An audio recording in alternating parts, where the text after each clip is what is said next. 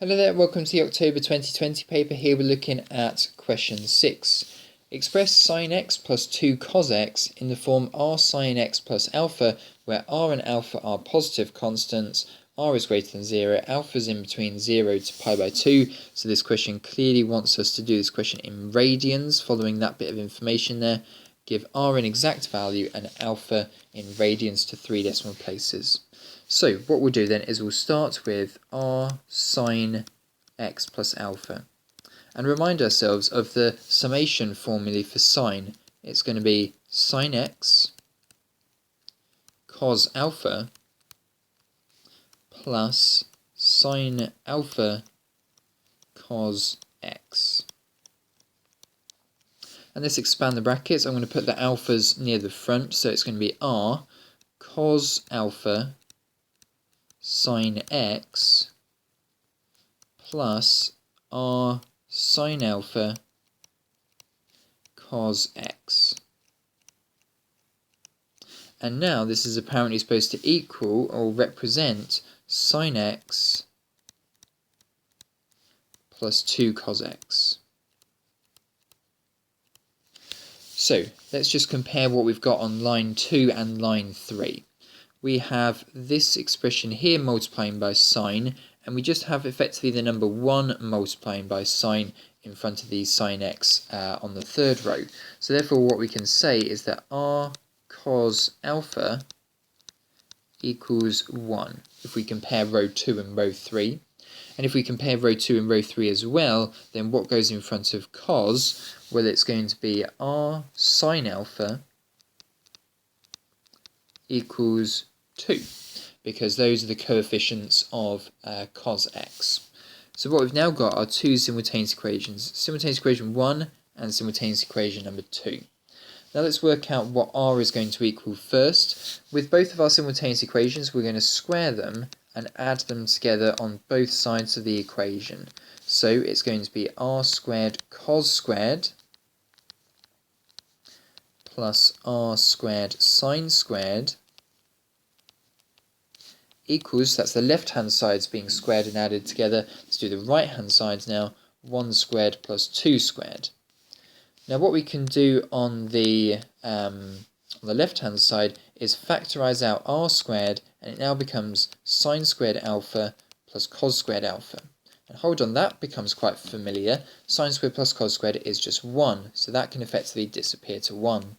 And on the right hand side it becomes 5. So now I've got r squared equals 5, so therefore r is equal to root 5. And it's definitely just positive root 5, not negative root 5, because it says in my question that r is greater than 0. Let's now work out what alpha is equal to, and if I now do, starting from those simultaneous equations again, the left hand side of 2 divided by 1 equals the right hand side of 2 divided by 1, I'm going to get r sine alpha over r cos alpha equals 2 over 1. Now the r's cancel down, and when you've got sine over cos, remember, you just have tan. So it's tan equals 2, so therefore make sure you turn your calculator to radians mode first of all. It's going to be tan inverse 2, which is 1.107 to 3 decimal places, 1.107. So therefore the expression can now be represented as root 5 sine x plus 1.107. Lovely, there we are, and that's the answer for part A. Let's now move on to parts B and C. Let's just write down what we had from before. So it was root 5 sine x plus 1.107. Okay, that was our answer from before. We'll see if we use it here. The temperature in theta degrees inside a room on a given day is modelled by the equation theta equals 5 plus 1 lot of sine pi t over 12 minus 3 plus 2 cos pi t over 12 minus 3. where t is the number of hours after midnight.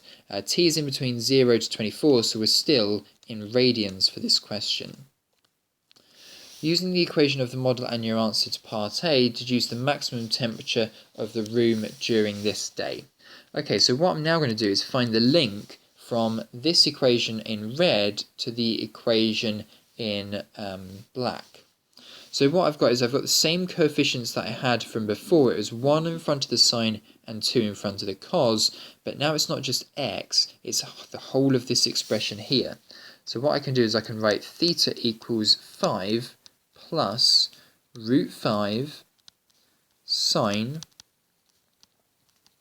and then it's going to be x is going to equal this expression here in both of them. So it's going to be pi t over 12 minus 3 plus 1.107 plus, and then this is all going to be multiplied by the root 5 plus cos. Sorry, no, we don't need the plus cos, do we? It's just this expression up here. So you get rid of the cos, don't you? Okay, so deduce the maximum temperature of the room during the day. Well, the maximum of sine is 1, so therefore the max theta, the max theta value is going to be 5 plus root 5, as the max of sine, no matter what is happening inside the angle, is 1. Okay, let's now move on to part C. Find the time of day when the maximum temperature occurs, giving your answer to the nearest minute. So what's going to happen there is that find the time of the day when this maximum temperature occurs. Find the time of the day when the maximum temperature occurs, giving your answer to the nearest minute. Okay, so we need to find all of these temperatures. So we need T to be in between 0 to 24 here. So what we need is for the sine expression to equal 1. So therefore, sine pi t over 12 minus 3 plus 1.107 needs to equal 1.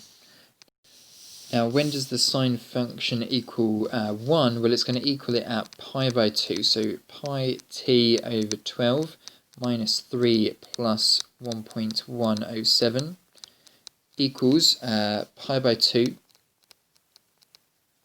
And then every 4 pi by 2 on from there. So remember, it's reaches a maximum here, and then every 2 pi radians on from there. So we might get more than one maximum temperature of the day, more than one time of the day. So it might be 5 pi by 2. And if I'm still less than 24 hours, I'll work out a few more answers.